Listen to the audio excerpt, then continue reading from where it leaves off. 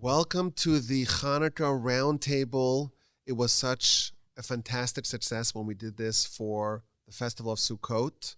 We're back. It's almost Chanukah, and I have the gang is back here. This time we made the decision to do it in the Torch Center. We learned from last time it's a much better recording environment with all these fantastic microphones and all this apparatus and paraphernalia. If not for the average rabbis, above average technical wizardry, I think the other one would have been unlistenable, unpublishable. But we're here to learn about Chanukah. Chanukah is in a couple of days, and of course it's maybe the most iconic of the festivals that we have in the year. There are, of course, all kinds of deep mysteries to plumb, and we decided to get together again. And we didn't collude, so no one knows what anyone else is going to say, but everyone prepared like a short idea, 10 minutes or so, to help enhance the experience of Chanukah for all of us. And it worked well for Sukkot. I think it'll work well. Everyone seems to be locked and loaded. And let's do this again. If this works, if people like it, they could send us emails at our respective email addresses and say, we want it again. But I wanted to start by introducing my co-hosts and my colleagues over here. So I want to go around the room. Everyone just tell us your name, the role that you play at Torch and when you joined us, and the name of your podcast or podcasts. Since we recorded on Sukkot, I think we added 5 new shows, a ton of new shows. So that's already obsolete. What we said last time was obsolete. So let's start with Rabbi Nagel. Just who you are, a little bit about yourself, your role at Torch when you joined, and about your podcasts. It's amazing to be back here, and not only I hope it was fun for you to listen to, but it is so much fun to just sit with this chevra, this group of rabbis and lay leaders, and discuss Torah. It's amazing, and I learned a lot last time, and I'm sure that I'm going to learn a lot more this time as well. I've been in Houston, Texas since 1998. I moved here as a very young man with 3 very little kids who are now very big kids. And I was 12. The average rabbi was probably 6 or so. 98? 98. That was 9. 9. He was 9. Okay, wonderable. Anyway. Already above average. 1998 we came, and I stuck with it with Torch, never left. Maybe had a hiatus here and there, but Lapses. I never on my clock. really. What? Not on my clock. Not really. And I've been podcasting for quite a while. One of my podcasts is the Daf Yomi podcast that is done daily. It's a daily study of folio of the Daf of Gemara, of Talmud, as well as I collab with Reb Aryeh Wolbe as the Unboxing Judaism podcast, which we do right now. It's been pretty strong weekly, and it's another podcast that I love doing. I've been a guest also on Dan's podcast, but only once in a while.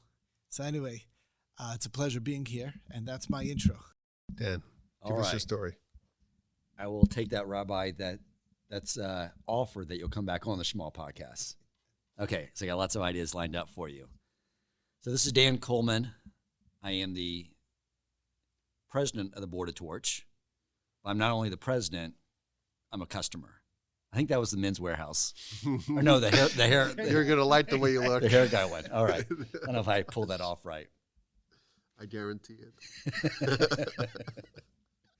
We're getting off to a rollicking start here. But anyway, that is true, is that, I got introduced to Torch because they're the ones that taught me Torah, brought me back to Judaism, taught me everything that I did not know, and I had the great honor, upon the request, to be the president of the board, which is my favorite gig ever, because I have to do very little. That's the way we like it. And I think you have to do a end of year appeal on the podcast, though. That's one of the responsibilities. Okay, I like doing that one. Whenever I sit across from a microphone with any of you, it's a blast. I'm always happy to do that. But like the rabbis I look up to, I started the Shema podcast I guess, 3 years ago. And at the encouragement of Rabbi Yaakov Wolbe, I decided to take the approach, like, what in the world could I offer? I have infinitesimal amount of Torah wisdom compared to all these great rabbis sitting around me, but I thought what I could do is from someone who was, especially at that point in time, who knew he was going into the trajectory of living full Torah observance, moving into a community, that I could take the listeners with me and ask the questions that I was having, and everyone could learn along with me during this process. So that's the Shema podcast. Dan, thank you so much. We're so excited to have you here on the Chanukah Roundtable. Rabbi Aryeh. So wonderful to be here. My name is Aryeh Wolbe. I'm in Houston since 2005. It's been an absolute ride and a joy and a pleasure every single day being part of this fantastic organization, and an absolute privilege to meet so many wonderful people in our community and learn Torah together every day. With the advent of podcasting, it's become even more joyful and even more fun. And now I am host of 4 podcasts and co-host for one. So the 4 are the Jewish Inspiration Podcast, the Thinking Talmudist Podcast, the Parsha Review Podcast, which is the Cliff Notes to Rabbi Yaakov Wolbe's Parsha Podcast. So if you want it in just like 20, 30 minutes, the whole Parsha, you got it right there, the Parsha Review. And then we have the Living Jewishly Podcast. And the Thinking Talmudist talks about Talmud, different beautiful ideas and concepts of the Talmud. The Parsha Review is each weekly Torah portion. And the Living Jewishly, what we do is we summarize one siman, one chapter of halacha every week. And we go through it. It's concise, it's clear, hopefully, and useful so people can have in 10 minutes an entire chapter of halacha. The one that I co-host with Rabbi Nagel, a very, very precious podcast, Unboxing Judaism, and that is such a delight because we get to talk about relevant topics and have a discussion about things that are on people's mind. Just recently, we published a podcast on anti-Semitism and what's recently been going on. And it's really interesting to hear Rabbi Nagel talk about it. I really love his insights and his wisdom. So, thank you. Well, thank you. I feel like if someone dedicated their life to just listening to Torch podcasts, it could be like a 9-to-5 job. Definitely. Which is what we want, right? 9 to 5. That's, maybe while you work on your widgets, you could study Torah with Torch. Rabbi Busko. Shalom Aleichem, ladies and gentlemen, friends and family and everyone else. I am Chaim Busko. I've been in Houston, also known as the Average Rabbi. I came to Houston in the summer of 2019 because I was actually thinking about coming to Dallas from Jerusalem, and I called my old mentor and friend, Rabbi Yaakov Wolbe, who is the only person I knew who lived in Texas, to ask him about Dallas, and he said, forget Dallas, just come to Houston. Mm-hmm. And I agree. Thank God. I agree as well. I'm very grateful for this opportunity. I'm so happy to be here. I really believe that it's the greatest opportunity for an outreach rabbi is to work for this organization. I truly believe it. And I'm very grateful for the opportunity and to share Torah with you. So one of the things that I noticed before coming to Houston was if I'm going to do outreach and use media in a way to reach people, I saw all of these selfie videos, these like vlog style Torah ideas that outreach rabbis were doing, and they were absolutely horrible. I was like, I don't want to watch this. Why would someone who's not interested in Torah already want to watch this?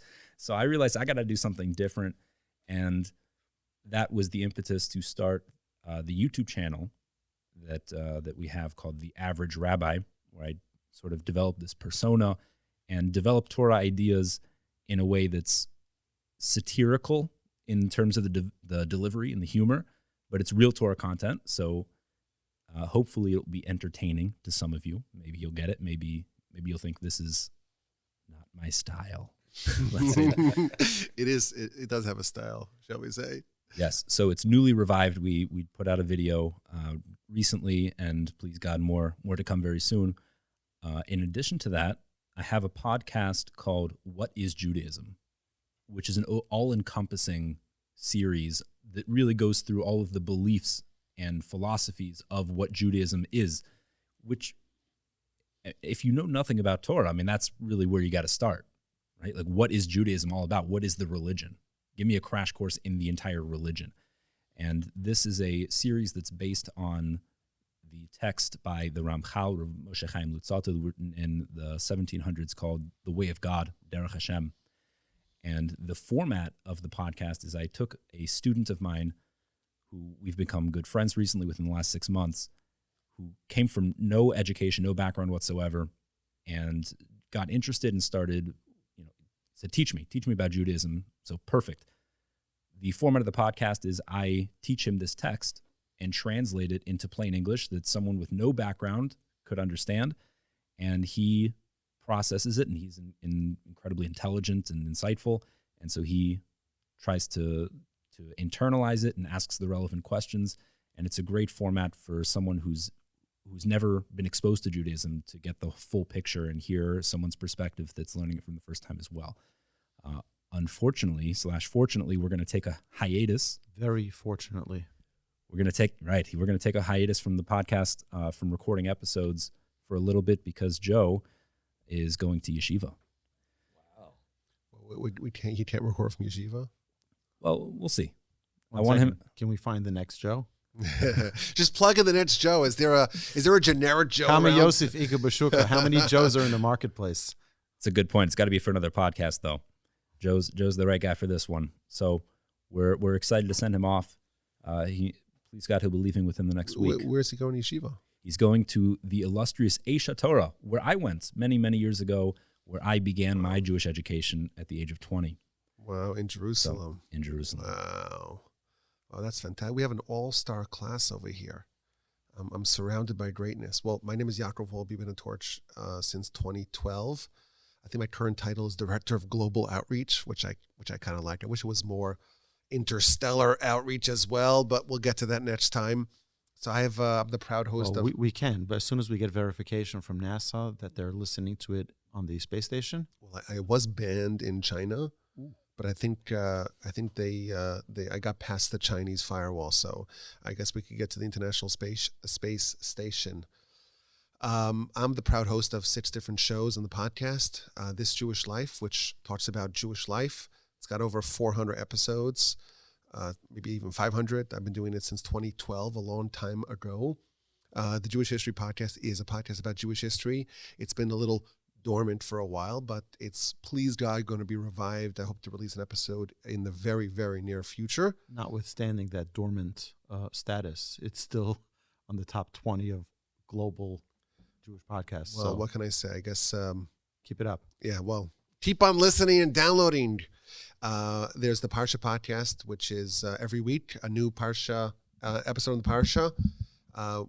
We are now in year 7 of the Parsha podcast, and if you want to study the Parsha with the best audience in the history of podcasts, come join us at the Parsha podcast. And there's Torah 101, which is one of my favorites. What can I say? It's hard to choose amongst your favorites, but we just released episode number 63.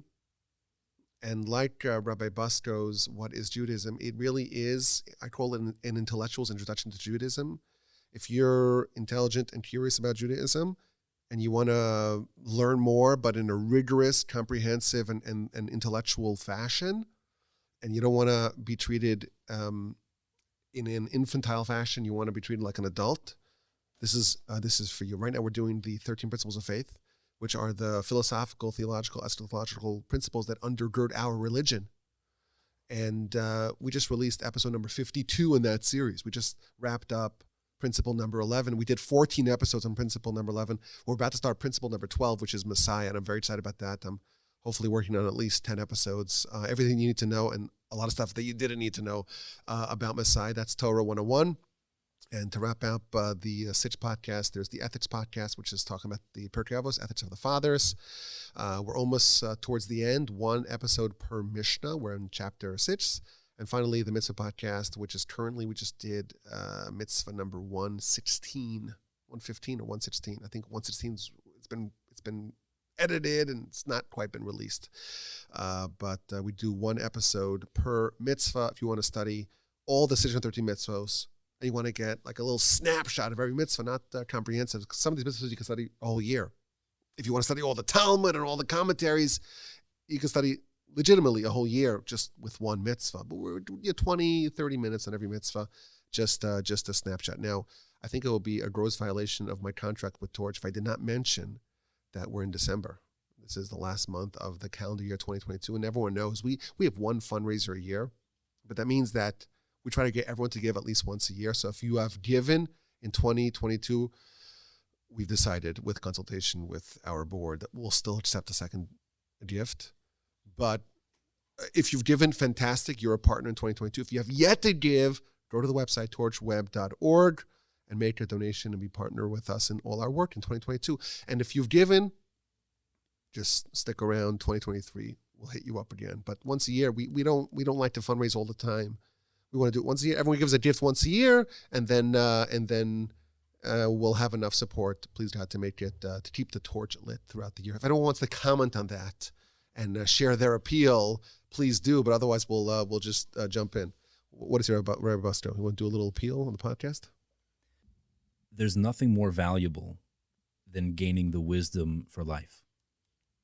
What would you rather invest in? I think it's as simple as that. It's not just gaining the wisdom It's of the life. FTX, the real FTX, like full Torah experience. Oh, gosh. It's the full Torah experience. Oh, this is not the rebrand I wanted. But Hashem we don't go doesn't crash, bankrupt. right. But we don't crash and we don't go bankrupt. Oh, gosh. Imagine all the people, they put all their money in FTX. They could have given it to Torch and earned eternal merit. Because again, you say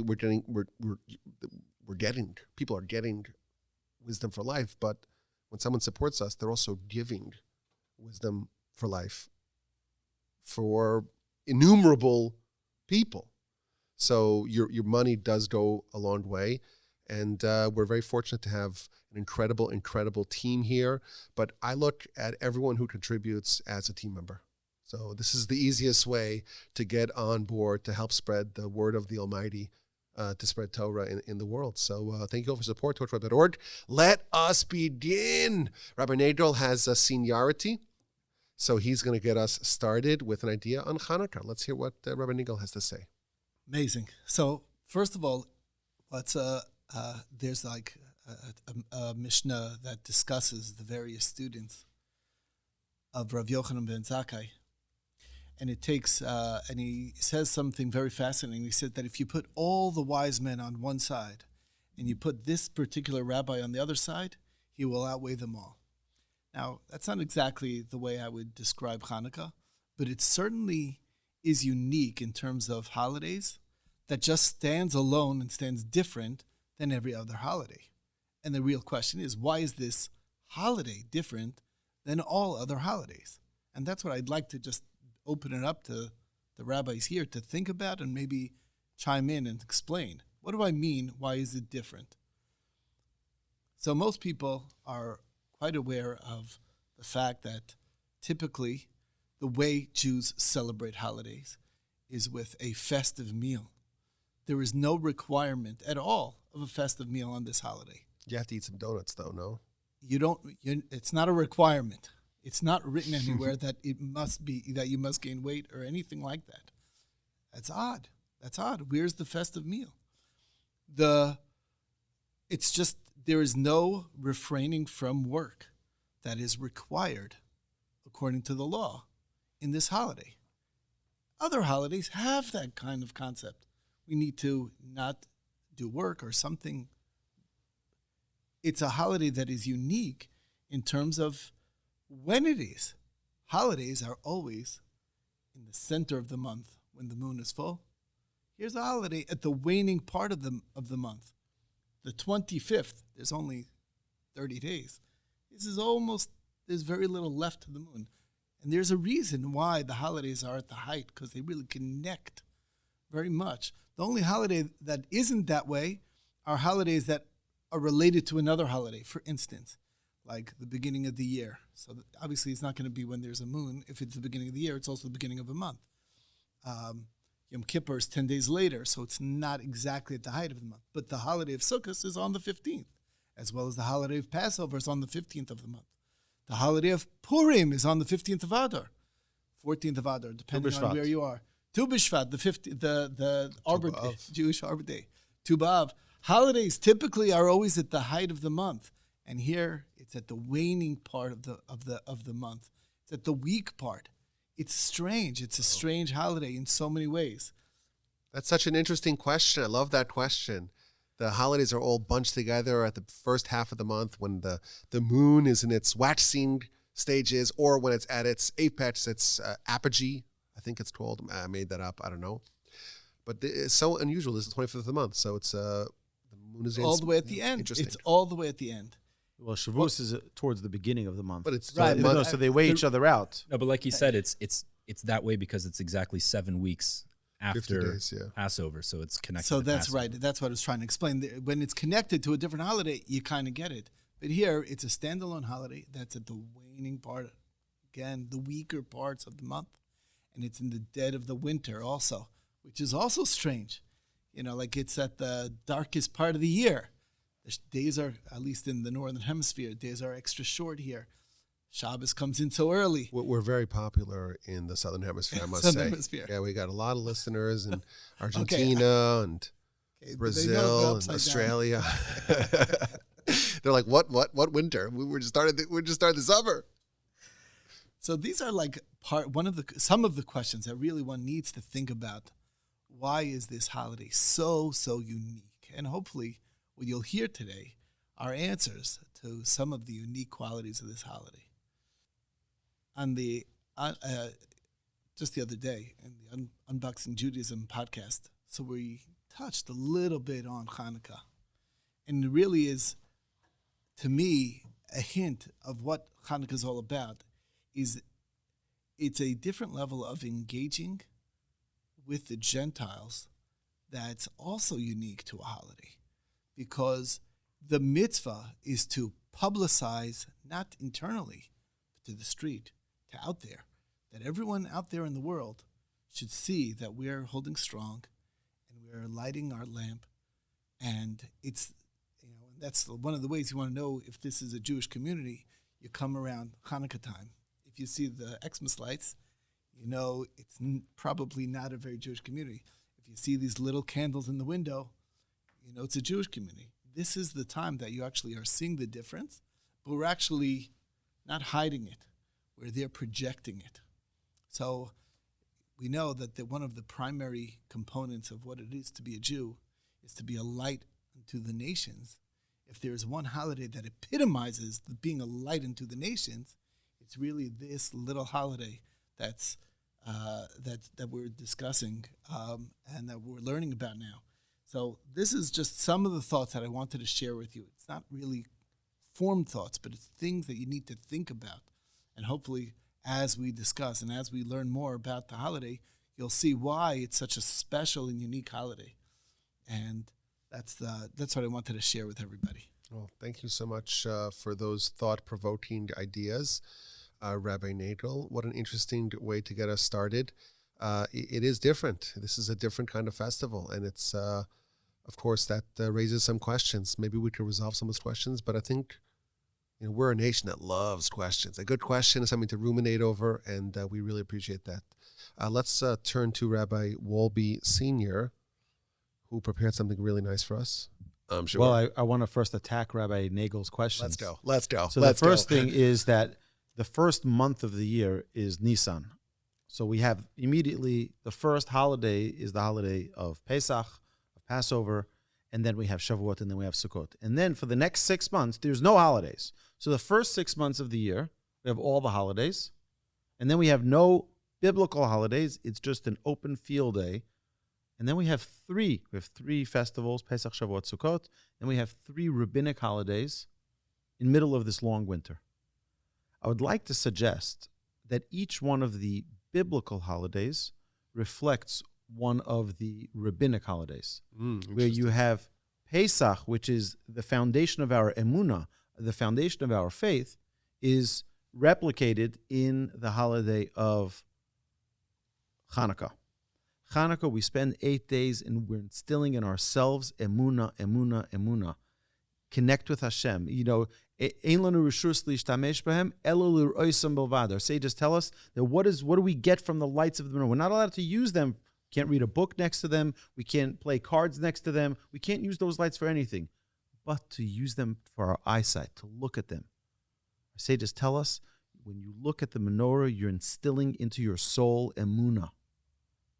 It's 8 days of emunah. So it's reflecting the holiday of Pesach.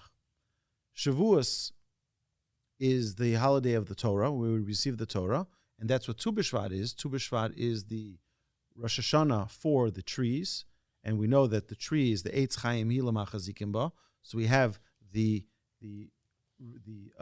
parallel between Shavuos and Tisha B'Av and Tu B'Shvat. Then we have Sukkot, Rosh Hashanah, Yom Kippur, Sukkot, and Purim. We know that Yom Purim, Kippurim, we know that really the essence of all of those holidays, or really it's one long holiday. Rosh Hashanah, Yom Kippur, and Sukkot, it's Chag HaEtanim. It's where all of them, we're demonstrating our commitment to the Almighty. And Purim is the exact same thing, where the Jewish people demonstrated their commitment to the Almighty. So I think that there is a way to connect it. I haven't thought it through enough to give a whole 10 minutes on this. We know that Purim is also the day that we reaccepted the Torah. When we accepted initially, it was under duress. There was a gun to our head. There was a mountain that was being held over us like the sword of Damocles. And therefore we accepted it under duress. And we had an out. And the Talmud says in the book of Shabbos that we accepted it again out of love and not under duress on Purim. So maybe Purim relates to Shavuos as well. Definitely sounds like a great idea. So just one of my enjoyable things, my most favorite things to say on Chanukah is the only, I think we mentioned this in a previous iteration of this, the only holiday where we have an external display to the world is Chanukah. And I think the reason for that is so that we take that light, we take that responsibility as a Jew to feel proud of our Judaism, to feel the importance of not shying away from our responsibilities. We are meant to be a light to the nations. We are meant to shine the way for them. Take that menorah and put it brightly at your front window. Show that you're proud to be a Jew. Share that light with the world. Be an example so that people can learn from your ways. Not one that they say, oh, not that kind of Jew. No, that kind of Jew that everyone is looking up to and saying, here, look, this is an example of how God's people should be behaving. I think we should utilize Chanukah as really a reaffirming within ourselves our commitment to the Almighty, to His Torah, to His mitzvos, and hopefully being a light to the nations. Well, you mentioned anti-Semitism in your other podcast. I, over the course of Sukkot, I never spoke about this in the podcast. I don't think I did. Any of my podcasts, so I could say it over. I have a book called The History of the Jews in Berlin and Brandenburg, written by one Eugen or Eugene Wolbe, who was my great-grandfather, my grandfather's father. Grandfather talked about it on the podcast, his father. He was a professor, and he was a historian, and he was an author. And he wrote many, many books, including A History of the Jews in Berlin. And Brandenburg. And Brandenburg, which apparently is like the province, of Berlin. Anyhow, that's where they lived. That's where my grandfather was born. The book is actually dedicated to my dear son, Wilhelm, which was my grandfather's German name. But it's in German, and they have these interminable words that you can't read. There's no way for you to decipher it. So I had the book, but I couldn't read it. I couldn't decipher it. On Sukkot, we have a family that comes to visit from Germany. And I say, you're from Germany? I have a book. I need someone to help me read it. I want to read something about it because the book was written in 1937. History of Jews Berlin, 1937. That's kind of a very critical time in history. And the woman says, well, I'm a professional translator. Let's go. So I pulled it out, and in the sukkah, she was reading citations. And my great-grandfather was fired from his job after the Nazis came to power. He was a professor, and he was fired. There's even online, I found there's a plaque in his school where they commemorate the Jewish professors that were fired. But he's writing about what happened in Germany after the rise of the Nazis. And he says the shuls were all packed. And the German Jews, of course, Germany, the Jews were more integrated in Germany than any other place in the world. There were the lawyers and the physicians and the dentists and the accountants. Like they were integrated into society more than any other place. And he writes, this is what he writes in the book, and he actually passed away before the war. So he doesn't know how this all ended. Well, he knows now, I guess, depending upon the different opinions of Talmud as to how much people who have passed know about what's happening here or even care about what's happening over here.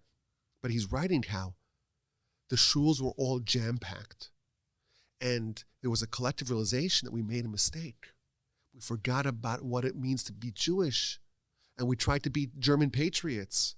And yes, it's important for us to support the country that we're in, but we're Jews first and Germans second. So I think, you spoke about anti-Semitism. And again, I don't know how much anti-Semitism is really on the rise. Is it a phenomenon that's in the real life, or it's just in the news? Because it is in the news a lot. But I think it's a powerful lesson that you said, Rabbi Wolbe, and that is that, Chanukah time, it's a great opportunity for us to display our Judaism, and we're kind of revealing ourselves. And it's important for us as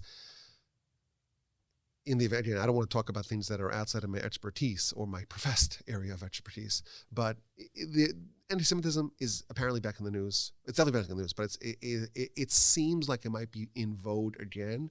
And of course, Jews always know that we're never really safe.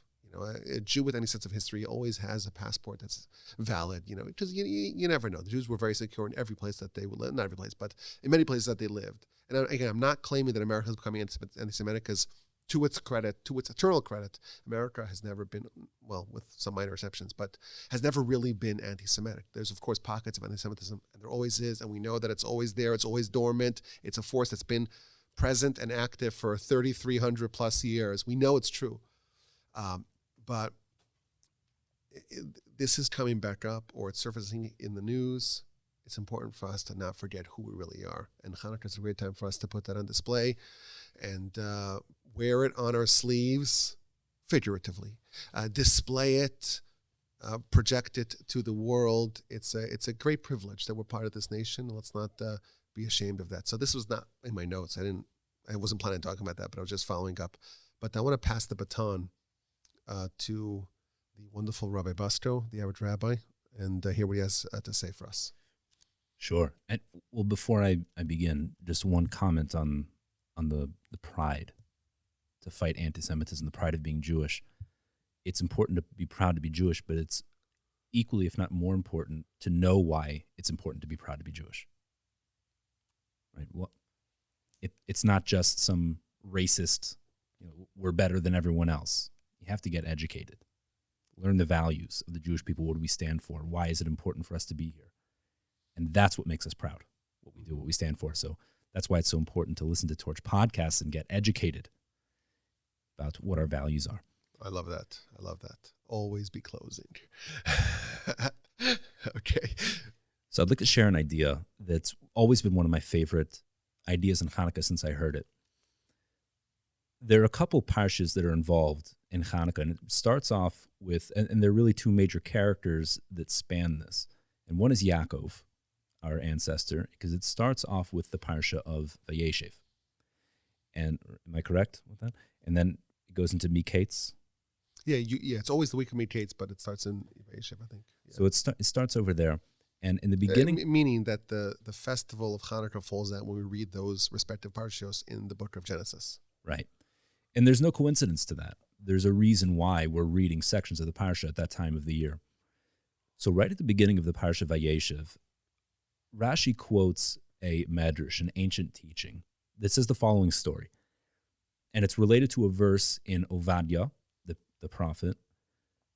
And I'll quote the verse at the end of the story, like Rashi does, like the medrash does. The story is as follows.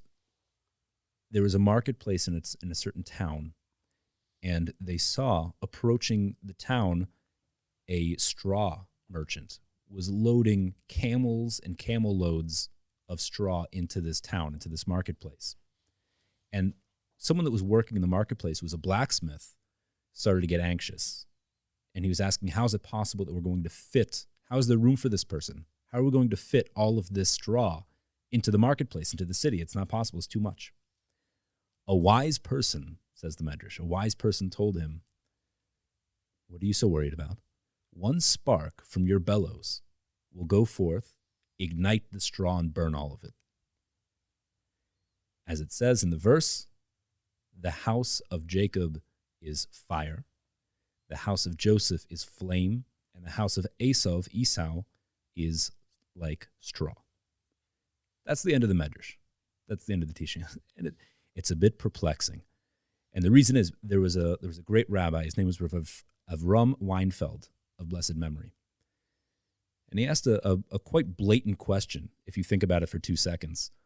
What's the great wisdom of this guy? You know what his advice was? This person's so distraught. How are we gonna find room for this merchant to bring all his straw in? And you know what the wise person tells him? Oh, you know what you should do? Burn it all. Commit arson. Great. Why not just murder the guy? Get him out of here.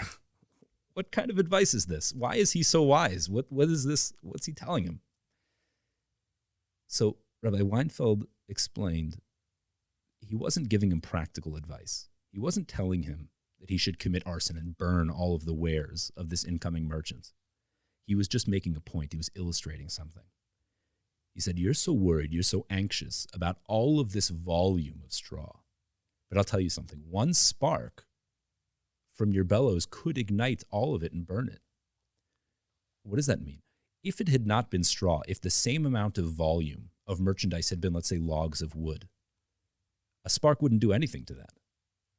And the difference is because wood is dense, it's substantial. In straw, there's nothing to it. It's fluff. It's a paper tiger. It's nothing. There's nothing to it. He says, you're so worried, you're so distracted about all the straw. It's going to fit. Don't worry. It looks like it's really big, but you could crush it down. It's going to fit. There's really nothing to it. It's insubstantial. And that's the message of Chanukah. The message of Chanukah, and that's why it's written in these parashas over here, this message that we seem overwhelmed by the world, by our enemies that come at us. And this applies on a socio-political level when it comes to national enemies, but this applies on an internal, personal level as well. We get so distraught and overwhelmed and intimidated by quantity. How could I possibly overcome the desires that are so strong from the physical world? How could I fight my enemies? They're so much larger than me. And the message is, you're so distraught and distracted by all of the quantity. I'll tell you something, the quantity means nothing. It's absolutely valueless. It's insubstantial. One spark, the spark is from Jacob, from Yaakov, one spark of true spirituality, of true genuine desire to be connected to God will devour all of that illusory physicality. This is a time that wakes Jews up. And we might feel bad about ourselves about how little we're doing in terms of our lifestyle and our spiritual practices. And we might think, how could I possibly do all of the things that are required of me? And how can I fight my evil inclinations and overcome all of these things? And what we need to be aware of, especially during the time of Chanukah and a time of darkness and a time where we're feeling weak and uninspired, that 1 ounce, just the tiniest little spark of genuine desire to connect to God, is incomparably more valuable than all of the rote practices that we could run through. So when we want to get inspired, we want to move forward in our spirituality, what do we take from Chanukah? Take one thing that we're connected to and do it with all your heart. Do it with passion and desire. Do it with love. And that one little spark will take over everything. Wow. I was mesmerized. That was incredible. Beautiful. Rabbi Bastra. Fantastic. Thank you so much. That's fantastic. Thank you. And is that the spark of Chanukah? That's what you're saying, like the menorah. That's right. That's the light that we're lighting in our homes. It's in our soul. I thought it was a spark from torch. Oh, wow. Just want to say that a lot of what you said really relates to the fact that it's in the darkest time of the year. It's at the end. It's the waning part. It's when Jews feel their weakest. That's when it's time to remember Chanukah. That's specifically at this time when Chanukah is needed to shine a light. A little bit of light goes a very long way to banish the darkness. Especially in the darkness. Wow, that was incredible. I love it. Thank you so much, Rabbi Bastro and Rabbi Nagel. Dan, we're ready to hear from you. I hate going after amazing rabbis. That's fine. You just go. They want me to announce that Rabbi Nagel is leaving, but he's still deeply embedded in our heart. Exactly. Okay. He has to go to some Torah engagement. So I appreciate it. You hate going after Rabbi Bastro. It's tough. Someone has to do it. I know. Well, after all of you. But it was great just listening to all those ideas and sort of merging them with the thoughts that I've been considering. And it's very similar thoughts this time of year when it comes to Hanukkah. One, it's a holiday I'm very passionate about, and I'll explain why. And it's also one that gives me a deep sense of gratitude. So why am I passionate about it is because when I look at my family heritage, like many Jews today, I know, like everyone, if I were to go back and look, whether it was not my grandparents, and it was not my great-grandparents, but maybe my great-great-grandparents, somebody at some point on both sides of my family were Torah-observant Jews. And then I look at somehow that devolved to a point, and I don't mean that in a disparaging way about my family, and I'm very thankful for all of them, but somehow the Judaism devolved to a point where this time of year in our living room, one side of the living room had a menorah, and the other side had a Christmas tree. So what went awry? And what I will say is that it is that the internalization of what Hanukkah is about got lost. Somewhere along the line, they did not get taught what you rabbis taught me early on. And that is that the Almighty does not give us holidays throughout the year to commemorate historical events. These events throughout the year are there to serve as a purpose, a necessary action item, and something that will give us the ability to have a successful life. So when I look back at the time of when this events of Hanukkah took place, and you look at the Greek culture that the Jews were fighting, and you look at the culture we're immersed in now, not only do I not see any difference, I see Greek culture more amplified the now. Greeks were in shape, at much lower levels of obesity. So, but even though maybe they were more successful, it's still what everyone pursues here. Mm-hmm. You know, when I used to work out at the public gym, the dress code there was the better shape you're in, the less clothes you need to wear. And I would literally, about the time I quit that and built my own gym, I sort of came to the conclusion that if Texas state law did not require that they wear something, they would eventually start going naked, because it was literally as minimal clothing as possible to show off their physicality, which was the entire Greek idea, is that all there exists is physicality. That's what they pursued, and that is the world we live in. I mean, how many ads you see up? Lose weight, people, modeling themselves. I hate to interrupt, but there's the fantastic joke that all the food that we eat on Chanukah is all super fattening. It's all very oily latkes, and we're not gonna give it to the Greeks. We're not gonna be chiseled. Oh no! We show our big bellies afterwards and pudgy say, dad bods. We won. Victory. Sorry for that. So my point is that this battle against this Greek ideology, it's not only over, it has continued in every generation, which is why this holiday is so important, and it's intensifying. It's getting more intense as time goes on. I just recently did a podcast with some brilliant young men. Hopefully, God willing, I'll finish getting it edited out there. But a sneak preview, they share with me something I never had heard before. They share with me that one of the decrees of the Greeks was to remove the front door off the home. I never heard that before, but I thought to myself, that was the most ingenious tactic of everything. No bris milah, no Rosh Chodesh, all these things, removing the front door. Why was that so powerful? Because they knew that the Jews were looking out at Greek culture continually, day after day. It would begin to influence them. And this idea hit me like a ton of bricks that evening when I was doing my normal routine, 9 to 10. I'm trying to chill out, get away from the caffeine and start to mellow out, get to sleep.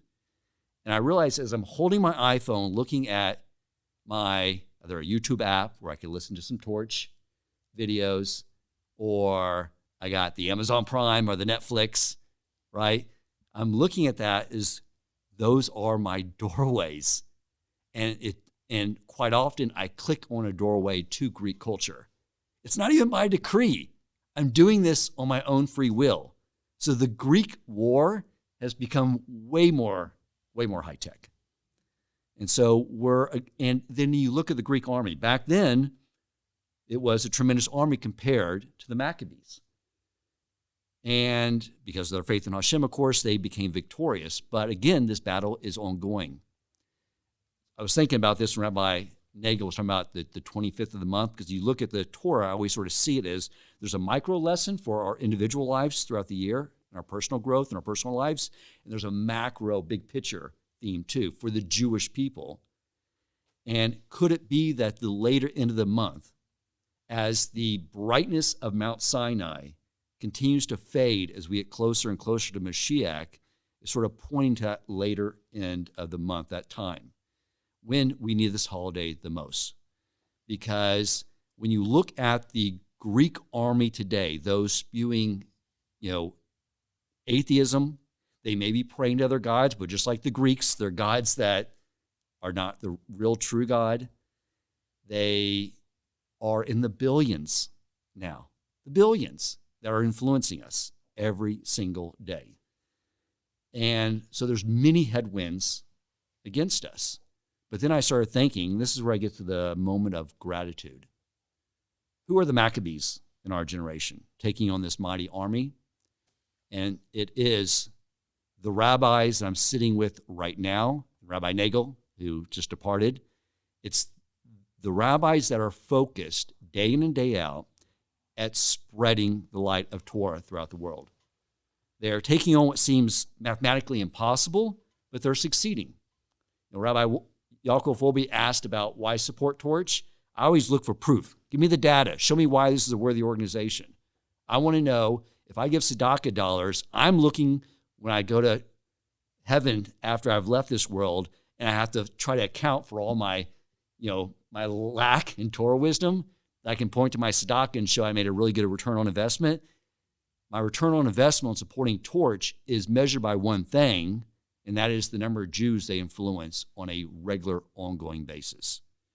And that is why you rabbis are the Maccabees of our generation.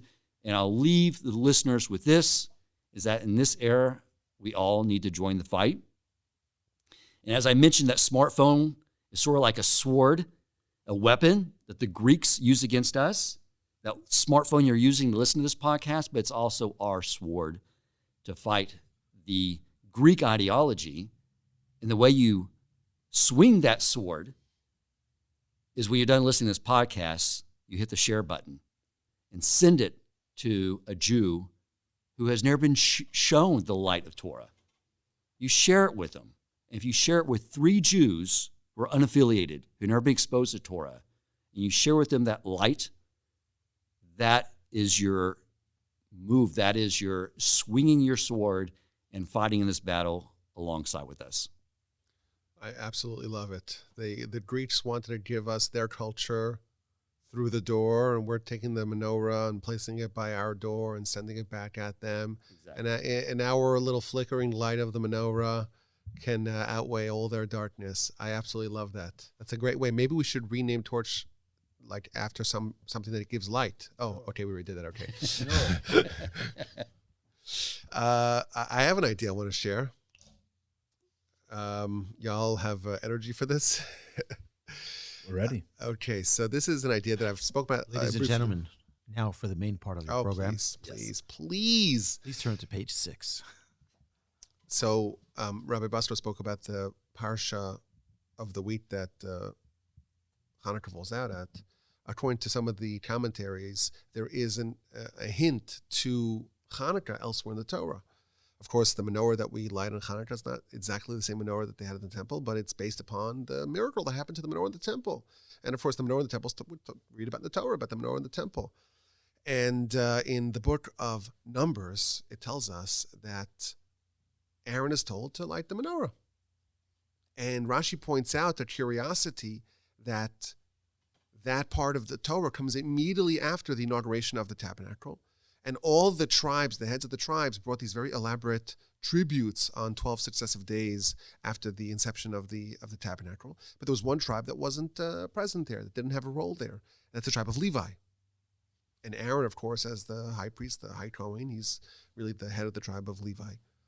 And he was a little dejected. All the other tribes get their day in the sunlight and the spotlight, and the tribe of Levi does not get. Immediately after that, we have the menorah. So Rashi says, well, there's a reason why there's this juxtaposition, because God is reminding Aaron, well, you have the menorah, and the menorah is way better. Don't worry about them. They got something, okay, but what you have is much better. That's what Rashi says. Now you read Rashi's talking about the menorah that he lit in the temple. You look at this incredible comment of Ramban. Ramban's not happy with the way Rashi interprets this idea. It's based upon a midrash. Rashi says, well, if God's trying to comfort and console Aaron, why is he telling him about the menorah? Like, what about all the sacrifices? What about Yom Kippur? What about the Ketorah? There's a lot of things that Aaron does that no one else does. Why is the menorah specifically? Why is that the consolation to Aaron? So he says, he reinterprets the midrash. He says, this is the inauguration of the tabernacle. Chanukah is the re-inauguration of the temple. And the menorah that's being referenced in this midrash, it's not just the menorah of the temple of the tabernacle, the menorah with 3 stems on either, or three bars on either side. It's talking about the menorah of Hanukkah. And that's really what's being hinted to. That's the amazing Ramban in the book of Numbers in chapter 8. Incredible idea. That's what's Aaron's consolation prize? You have the menorah. Which menorah? The menorah that's going to come in 1,000 years from now, when the Hasmoneans come and they reestablish the temple in the Second Temple era. That's going to be your consolation. That's what the Ramban says, which is, it's really interesting because it doesn't seem to really answer the question. God tells Aaron, "What are you worried about? Yours is much greater than what they have." Because in 1,000 years, your descendants, the Hasmoneans, the Maccabees, they're going to reinaugurate the temple, the Second Temple, and that is so meaningful. It's even better than the inauguration of the tabernacle. It seems kind of odd, especially given that Hanukkah, it's a wonderful festival. It's a rabbinic festival. It doesn't quite pack the same punch as what we have in the temple. So how could Aaron possibly be told, oh, the Hanukkah is so great, it's even better than the inauguration of the tabernacle? I wanted to suggest an answer. It goes like this. And this does fit in nicely, does dovetail with some of the ideas that were shared here earlier. It's interesting, we have a few mitzvos that entail us lighting candles. Of course, every Shabbos we light candles. And on Hanukkah, we light candles as well. But it's interesting, if you study these two mitzvahs, they're almost opposite mitzvahs. So, for example, we talked about the Hanukkah candles you're not supposed to use. The Shabbos candles are specifically there for you to use. The Hanukkah candles, they have to be facing outwards. The Shabbos candles have to be facing inwards. Hanukkah candles, you must wait till it's dark to light. Shabbos, you better light before it is dark. What is the interplay between the two mitzvos that seem to be similar? Light candles in your house, but they seem to have very different meanings. So I wanted to suggest that Shabbos is a measure of the world to come. Hanukkah is really about what we do in this world. The Talmud tells us that the Olam Haba, the world to come, is like the sun. there's tons of light. Outside, it's not dark.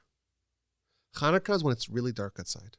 And in fact, the famous Midrash says that when the Torah starts off and it says it was really dark, that's actually a reference to the Greeks. In the times of the Greeks, it was really dark, and that one little flickering light came to illuminate the darkness. So I wanted to suggest the following idea. We have a soul within us. The soul is a beacon of light. How do I know that? That's what the scripture tells us. Ner Hashem nishmas Adam. The reason why torch and Aish and every other Jewish outreach organization has some sort of allusion to fire, because we all have a fire within us. And that's our soul. And our soul is even loftier than angels. And our soul is the thing that's most similar to God in the whole existence. It's not a part of God. Don't make that mistake. It's similar to God. It's a very lofty creation. The problem is our soul is deep, deep inside of us. And our objective in life is captured by the menorah of Chanukah. When it's a dark world. The presence of God is not present in our world. You have to look really hard to find God in this world. Our objective is to find the little candles inside of us, unearth it, and spread it outwards. There's going to come a point in time where that light is as manifest as the sun. That's Olam Haba. The possibility to doubt the existence of God exists only in this world, only in this dark world. In Olam Haba, there's no such possibility. Ein zu lascha, there's nothing besides for God in Olam Haba. Our objective here is to find something, to find that soul, and to take it from within us and to spread it outwardly. And that's the power of this festival. And it made me think that if Chanukah is about taking the light that we have within us and bringing it out to the world and illuminating the dark world, in essence, it's taking holiness and bringing it to places where the holiness was not yet present. That's really what Chanukah is about. The Greeks come and they corrupt everything, and we're taking the holiness and we're bringing it back to the places where it really should be. The temple's corrupted, we're going to restore it. The world's dark, we're going to illuminate it. Where's the presence of God? We're going to bring the presence of God to that world. Made me think about the Talmud. The Talmud says that if you have two people, both righteous, but one of them was righteous their entire life, tzaddik, perfect tzaddik, and the other person was not righteous their entire life, they're a Baal Tshuva. Which one's greater? The Talmud tells us, everyone has to know this Talmud very, very well. The place where the Baal Tshuva stands, the completely righteous person cannot stand. If someone is a penitent, they have repented, they're on a higher level, they're closer to God than the person who never sinned, which is an incredible thing. Aaron, when there's a tabernacle, when we have Moshe, we're surrounded by the clouds. There's illumination as far as the eye could see. The presence of God is totally palpable. And then you have the heads of the tribe, the princes of the tribe, and they'll participate. And that is fantastic. But Aaron, you know what's even better? When there's darkness and there is an absence of holiness and there's a dearth of holiness and it's a dark world. And you take the light and you bring the light to the dark world. You take something which did not have the presence of God in a palpable fashion, and you illuminate it. That's like the Baal Tshuva. That is bringing light to a place where the light was not there. And that's a higher level. And I realized that, the Hebrew word for Jewish outreach. What's the Hebrew word for Jewish outreach? Kiruv. Kiruv. Who was the first person to do Kiruv? Avraham, right? Well, Avram, but it doesn't say the word Kiruv about Avram. It says it about Aaron. You should be a disciple of Aaron, who loves people, loves peace. Oeves Abrios, loves humanity. Mekarvim Torah. Umekarvim la Torah, brings him close to Torah. Aaron represents this. This is Aaron. And God says, no, this is for you. You're responsible for Kiruv. You're responsible to take people who maybe are distant from Torah, that it's dark, they don't have the exposure. Find that light and bring it to the world. Discover the light, discover that beacon that you have, but it's just maybe not necessarily there. You start off, it's dark. bring that light to the world and make it beam outward. That's our mission. That's what Chanukah is about, because Chanukah, Rabbi Nagel started off by saying that it outweighs the rest of the festivals. On some level, it outweighs the rest of the festivals. Maybe this is why, because this really represents what we are here to do. We're here to find that candle within us, and when it's already dark, it's not like it's Shabbos, Olam Haba, the sun is out. It's dark. It's dark. And you're not there to enjoy it. You enjoy it in Olam Haba. You're here to work. Well, what's the work? Find that candle that's in and bring it out forth and spread that light everywhere. My grandfather wrote a book that most people is less familiar with. In fact, he renamed the book because people mispronounced the name. The name of the book is Shalhevet Yah, which means the flame of God. And everyone would mispronounce it as Shalhevetiyah, which means nothing, which is just gibberish. We all have a flame of God within us. Problem is, we're thrust into this world. The Talmud tells us, Olam hazeh dom l'layla, this world is comparable to night. So we have a fire, we have a light, we have a spark, we have a torch, we have illumination, we have closeness, we have power within us. But everywhere it's dark. Everywhere it's dark. Chanukah represents what we're here to do. Find that light. And when you discover that light and you bring that forth, the temple is fantastic. Unbelievable presence of God. But the temple, it was always light. The presence of God was always ever present there. And that's great.